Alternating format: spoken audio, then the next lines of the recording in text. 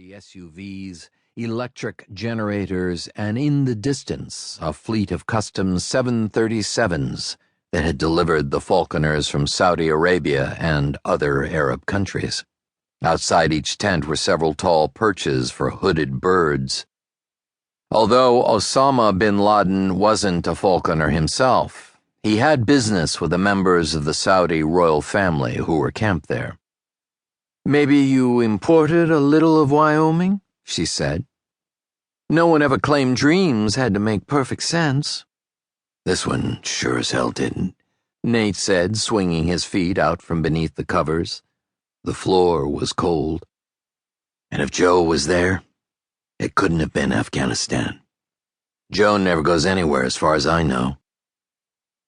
It was true. Nate's friend Joe was a Wyoming game warden. He rarely took time off, and when he did, it was to go fishing, camping, or hunting. In Wyoming. Joe had once told Nate he felt no need to visit anywhere else until he knew every square inch of the state.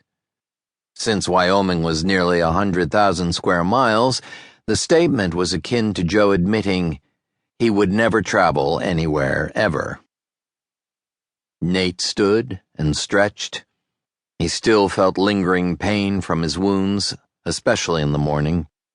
Nate was tall and broad-shouldered, and his flesh was marked by 24 comma-shaped scars on the front of his thighs, as well as across his abdomen, chest, and neck.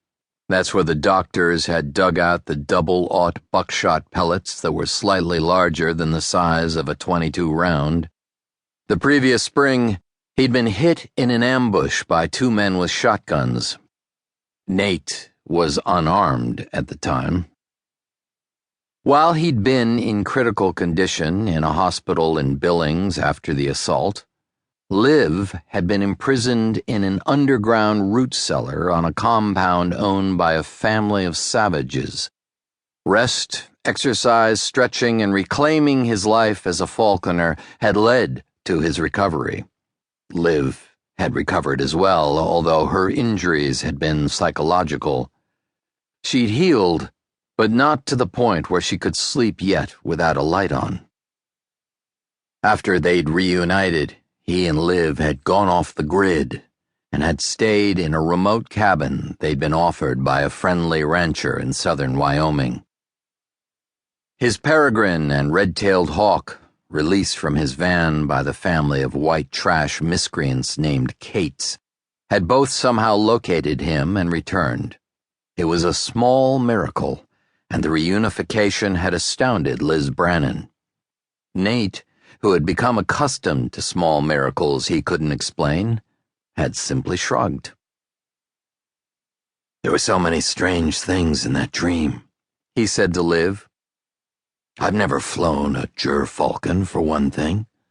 I don't know where I got it.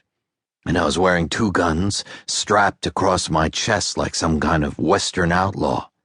I've never packed 2 guns. "Maybe you should put some clothes on," she said.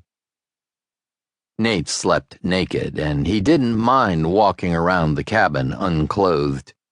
Sometimes he perched on the branch of a cottonwood tree overlooking the encampment river and simply watched it flow by for hours with his legs dangling. Occasionally a raft filled with fly fishermen would float by underneath him. They never looked up. He retrieved a light blanket from the bed and draped it over his shoulders. "I wish I could shake that dream," he mumbled. "Have some coffee. I made a pot while you were threatening bad guys." "I'd rather have you." "Nate, we don't have the time." She said it with less finality than he'd expected. In the small kitchen, Nate poured coffee into a mug and took it to the front window and parted the curtains. It wasn't quite daylight. A carpet of light fog haunted the late fall grass, and it hung low in the trees. A mule deer, fawn, and doe picked their way through the close-packed trees to the river. It was October, 7 months after he'd been attacked and nearly killed, and it was his favorite month of the year.